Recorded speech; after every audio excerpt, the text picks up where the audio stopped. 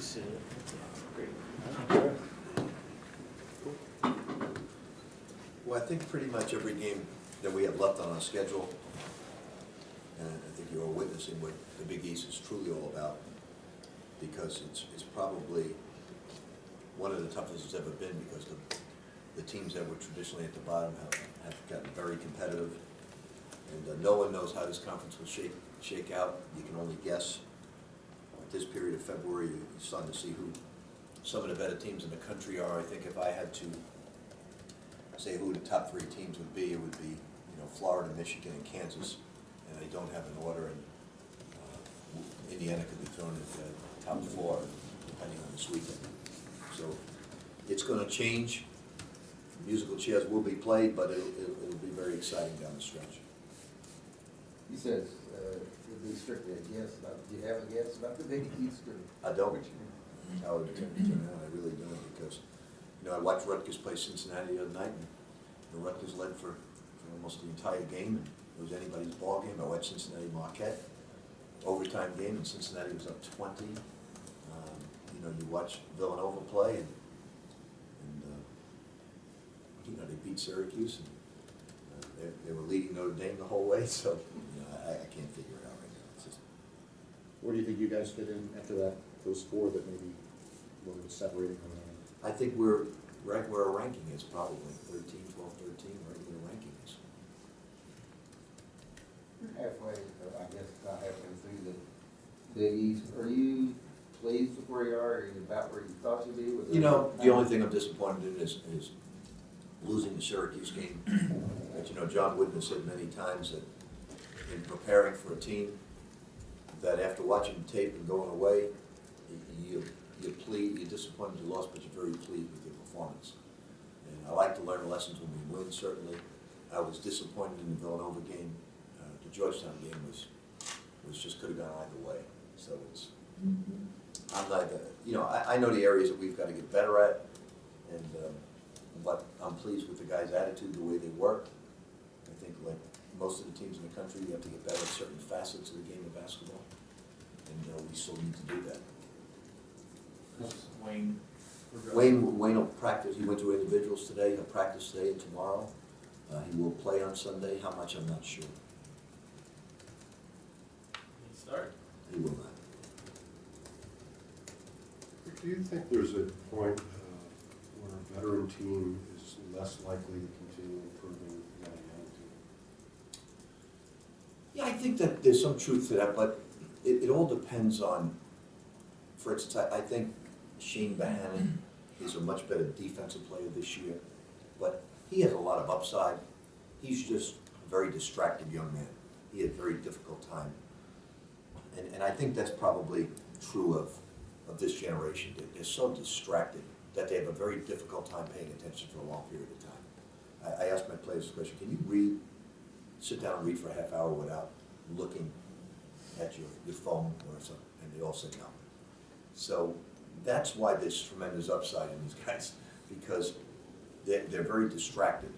And we are a very big preparation team, and Russ pays attention, but what he doesn't understand, I'll give you an example, is that the preparation to score is different for every game. Like, you can't score against Villanova, Marquette, and Cincinnati the way you score against some other opponents, because if you try to do that right, you're going into a hornet's nest. You got to wait for ball movement, wait for play movement before you can attack them, because basically they play 5 defenders versus 1, and he's just starting to grasp that. Shane has got to. So to answer your question, yeah, a lot of our veterans, maybe not Gorky Zhang, maybe not Peyton Seaver, because they're the two smartest players on our team, but the rest of the guys have such a gap to improve, even though they are veterans. So it depends on the players.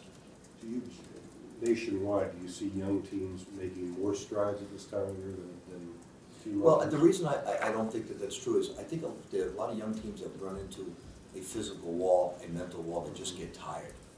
And where the sophomore player like the Shane Bohannon, he has tremendous room for growth as a basketball player. Is your job hard? Is a coach's job harder because of what you just talked about, the distractions?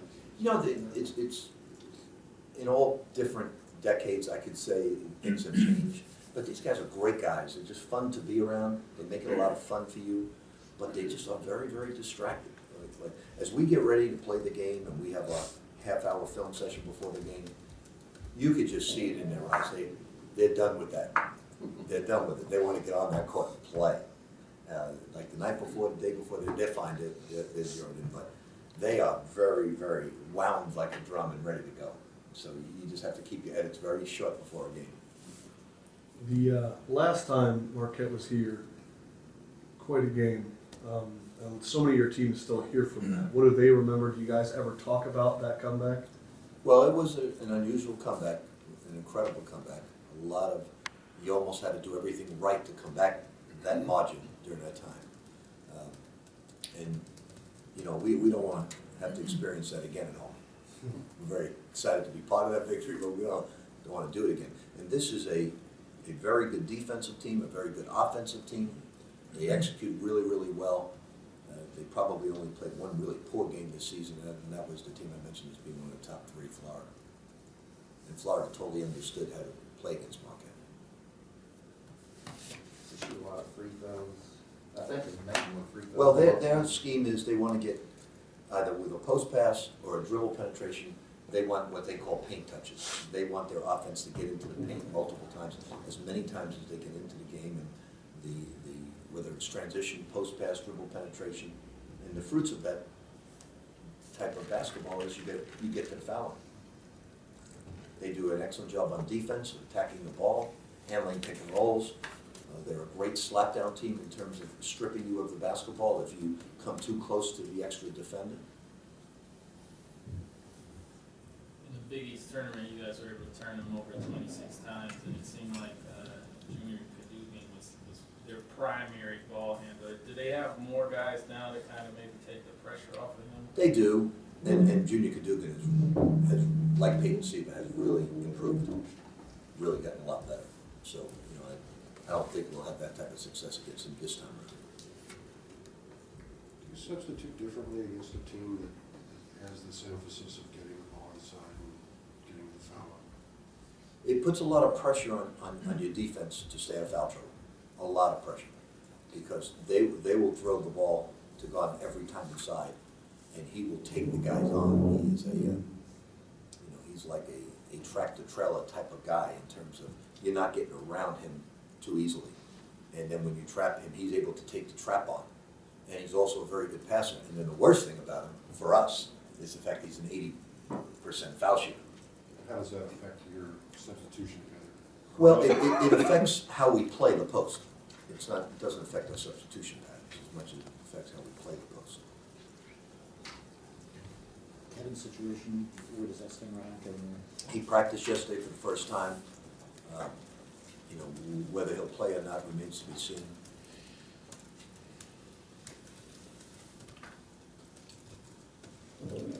Complete with Gordy's defense. Yeah, I think Gorgie is having a terrific season. I think he's having, you know, I think Russ is winning all the accolades and all the awards, but I think that Gorgie's having the best season. Not that Russ is not. Russ is having a very good season. I think Gorgie's having the best season. He was out and missed, how many games he missed? 5, 7. So that's why probably people don't mention him as much, but when Gorgie is on the court, he's probably doing the most things to help the team win. Is he all the way back, like timing and stuff like that? You mentioned a couple weeks ago that he was still He's on. close. Close. He is. You mentioned Florida, Michigan, and Kansas at the top. How much of those teams have you actually seen, and what impresses you most about each one? The ones I mentioned, I've seen multiple times. The ones that I don't mention, there's some teams I just haven't, like I don't have a good feel for Arizona. I have not really seen Arizona play too much. I've not, although I've seen UCLA on the West Coast, I've seen Gonzaga play a few times. So the only ones I mention are the teams that I play. That I see on tape or on TV. What impresses you most about those three? Great guard play, much improved defense from last year with Florida. They held South Carolina tonight to 35 points. They're tough, they're experienced.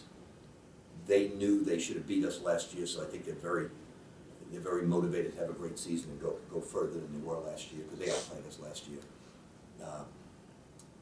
Kansas is typical Kansas. They've got two guys, and we talked about having two guys that are professional basketball players, a couple of young ones that could become, so they're very talented, they're extremely well coached. He's one of the top guys in our game.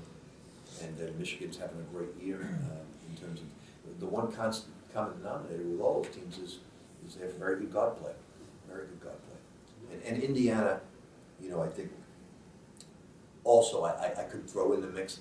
I've only seen them play once, so I'm not as well versed on an IU as the other three.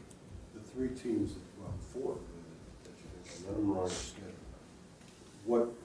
What's the reason that you're watching them? Do you happen to see them against an opponent you're scouting, or just I watch a lot of basketball. Anytime a team's successful, I watch a lot of tape on that team to see what they're doing, to see why they're doing it. Just from a learning experience, try to pick up certain things. Is there anything new in basketball? Oh, there's new things, new wrinkles all the time in the way people execute. That's why you see, you know, you always see back when Bobby Knight was going with his undefeated teams, you saw every high school team and every college team trying to run motion right after that. You know, when Arkansas had their great runs, everybody's tried to institute 40 minutes of hell. You know, so in Carolina, when they were running their great break, everybody was running that sideline break. So, but it's not so much the offenses and the defenses, it's little things that I pick up that I really like. And I do with professional basketball as well. I pick up, you know, a lot of sideline out of bounds plays from the pros, because they obviously can advance the basketball to the sideline, and they've got to run last second situations out of that. From your perspective, who's really innovating? Who's creating new things in basketball? I don't think new things as much as new wrinkles, certain things. And you know, Example, maybe? I think what Billy's doing a little bit with his offensive spacing, he's done in the past, but he's now has tremendous guard play, and it's you know, if you were getting ready to play Marquette, you not only watch their last 10 games, but you see, okay, who's beating them and why? And then two different styles of play have beaten Marquette. One slow down and one fast. So you look at the why when you watch tape. Is Michigan do the same thing that D-line did at West Virginia in the year With better players. But same type of defense on offense, you think? I think he's I would say so. I think he's doing a lot of, but I wouldn't say he's running all the same offensive sets. I think it's the right type of motion, the right type of defense. He's got great dribble penetration now that he may not have had with some of those teams, but he's got it right now.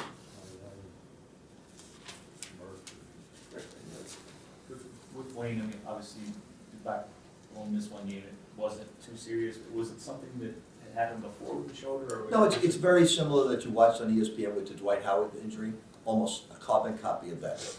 You know, somebody going for the ball and, you know, jerks his shoulder at that point, he tweaks it like a sprain because he had trouble with it before. Earlier in December sometime, you were mentioning that you wanted to get the ball to Shane more and kind of design some plays for him. Do you feel like you guys have gotten away from that, just, you know, specifically? No, not at all. I don't think he's done a good enough job at offensive rebounding. No, I don't think so. I think it's the way the defense plays sometimes.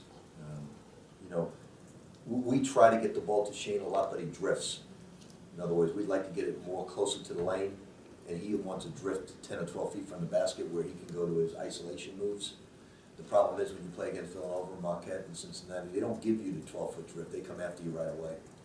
So it's your opponent that sometimes dictates what they take away and what they don't. Did he have that kind of problem as a freshman? Didn't he have that same thing? Yeah, it's not a problem. He's good at from that area, but teams take that mid-range game away. You know, at least Marquette does, and Villanova does, and Cincinnati will. And other teams, you know, they might play you straight up. It all depends on who you're playing. What have you seen defensively against the high pick and roll from teams in the last few games? Defending your high pick and roll. You know, everybody. You know, that's one way. Everybody that's their go-to play today. Right. That high pick and roll to the sideline or to the middle. That's everybody's go-to play today. That's Florida's go-to play. That's Marquette's go-to play. That's our go-to play. It's everybody's. It's the toughest play to defend in basketball. Because you go right or left, you have a lot of space that you can maneuver on. And no different, it's every team you watch on television goes to that play at the end of the play. Fans, there was one announcer that just kept talking about how much, I think it was Villanova was hedging. And it seems like there's been more of that lately. Is that something maybe you've seen? Well, Pittsburgh hedges. Marquette will down the pick and roll, down it toward the sideline, anything toward the sideline. Some teams will push it up. They'll push the screen up with their forearm and try to go under. You know, there's about four different ways to play it, and Pitt's always been a big hedge team. I've only seen one team trap it this year. Was that against you or was that? Yeah, just- Duke trapped Russ Smith, or tried to.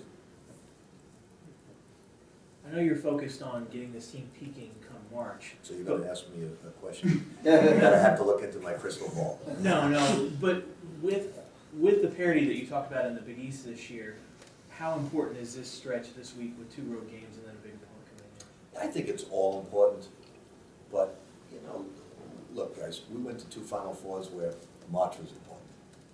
You know, so, how many, in 05, how many games did we lose? 5 for the year. 5 for the year, and the one, T-Row group lost 2, right? 4. At the end, with Michigan State was a 5. But they lost 2 Big East games to win it all. Oh, yeah, I'm sorry, Big East. Yeah. So we were the number 1 seeds, and they went to the Elite 8. One team lost much more, went to a Final Four last year, won a Big East championship.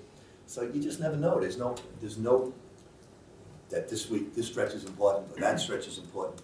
You really gotta win as many games as you can to get a decent seed, and then play your best basketball come March. That's pretty much the answer. So I don't think that this stretch is any more important than the stretch that we just had, or the end of the season stretch. I mean, you probably, I don't know, you personally had it, but you probably, meaning generalizing the word you, is that you probably had us not going anywhere after losing 4 out of 5 or 4 out of 6 at the end of the year. So I can tell sometimes. What can you do now, I guess, to prepare for that, so for our later? Well, you gotta get better at the fun. The answer is, why do you peak better at March? Yeah. Because you get better at the fundamentals of the game. It's all preparation and fundamentals. Those are the 2 words. And we have to, the obvious thing, there's one, okay, so the other game, there were 4 times in the game where the offensive player pushed us in the back, which should be a foul, got a layup, and they put it back in. Well, we got pushed in the back. Well, everybody pushes in the back. Montrezl Harrell made a great offensive move, and they said he pushed him, and he didn't touch the guy. So the answer is that most teams, including us, will not push somebody in the back. And what you have to do is create a car crash. So if you crash into them and you move that offensive back, they'll get called for over the back like the Russ Smith play in the game. If you run to the rim, a la Shane Bohannon, and he pushes you, but you're not getting the call, they just take it and they put it in. So you have to create the car crash going your way. Classic box out. And then if the car crash occurs with them crashing into you, you've got to rely on referees to make the call, and that's not what you want. So, you know, and Marquette does a great job of creating a car crash for the defensive player blocking out, and that's where one of the fundamentals that we've got to get a lot better at, because Shane's not doing a good enough job, Montrezl Harrell's not doing a good enough job, Luke Hancock's not doing a good enough job. Our small guards are trying, but they're small. So that's the one thing we've been working on this week. That's the week of work, the body of work we spent this week is on creating the impact, us going this way, rather than what we call running into the arc.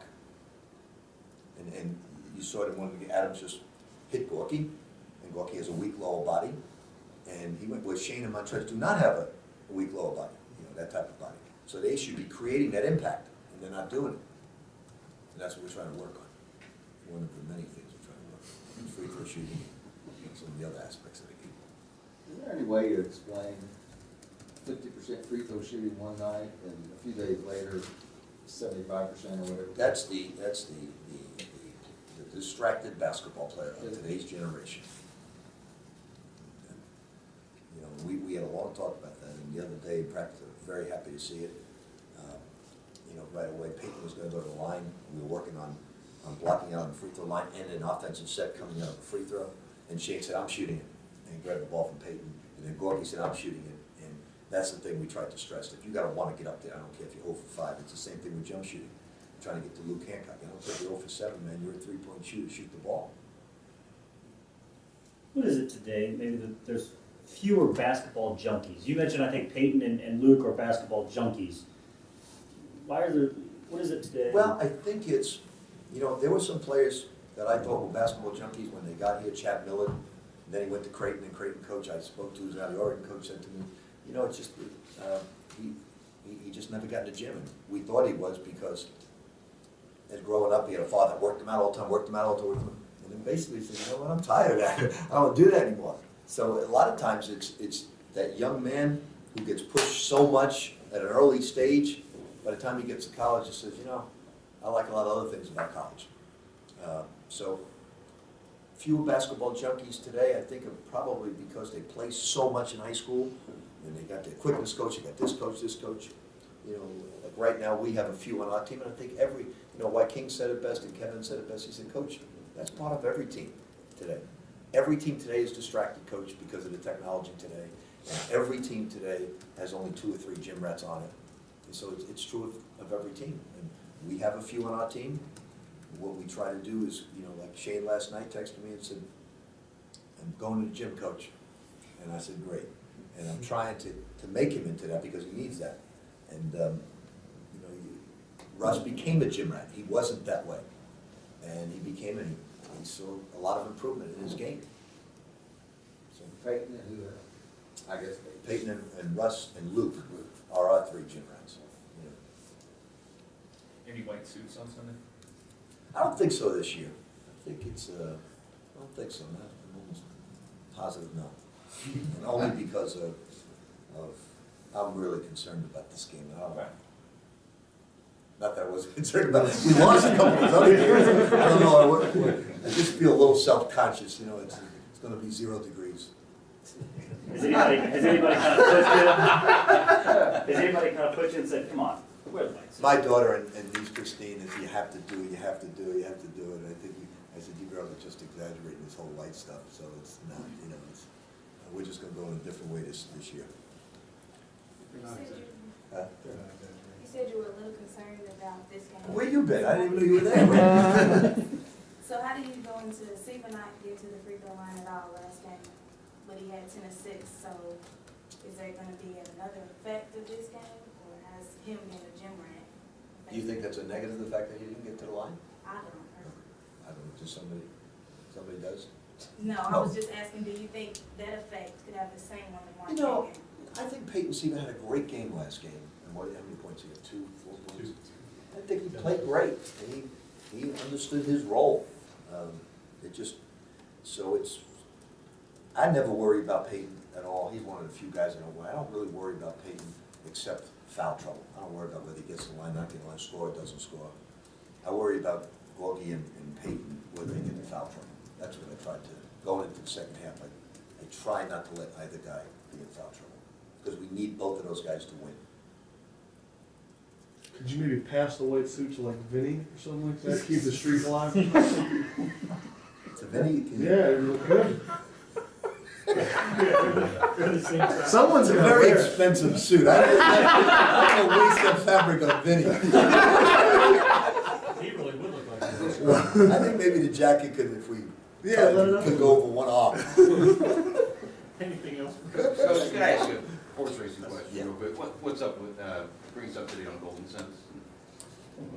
In terms of where he's going next. Yeah, where he's going, how he's doing, and what, you're right at the top of the rankings. And Yeah, my son said this, which I found interesting yesterday. He said, Dad, you have the best dosage in the top 10. And everybody prior to that told me we were out of the sprint and dam, and so I couldn't figure that out, because dosage is distance, right, Paul? 1.67. We had 1.67, Yeah. so something in his lineage, or somewhere in the lineage is great dosage. I don't know why, because I haven't followed it too much, but we're gonna go to the St. Something Felipe Stakes? San Felipe. San Felipe Stakes. Being Catholic, I always say Saint. So that's the next thing for us in March. We're gonna take some time off for that, and our trainer and the other owners think they have something special. Yeah. Is it possible for you to, during basketball season, to catch a case of derby fever? No, not really. Yeah, Now, you- I'm excited this horse could potentially be in a Derby, and I certainly will follow the next race whenever that is that he runs, but, you know, horse racing is a great distraction to the tough game of life.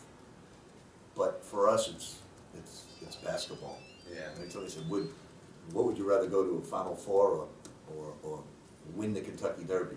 I said, give me 100 Final Fours and I'd let my horse finish dead last in the Derby. The Derby doesn't mean a whole lot to me. Now, it does to Doug O'Neill and Nick Zito and some of those people. That's their profession. But for me, the Kentucky, I'm gonna have a great time at the Derby whether I have a horse or not. Okay. Okay? Thanks. Hang on, you guys. Okay, here.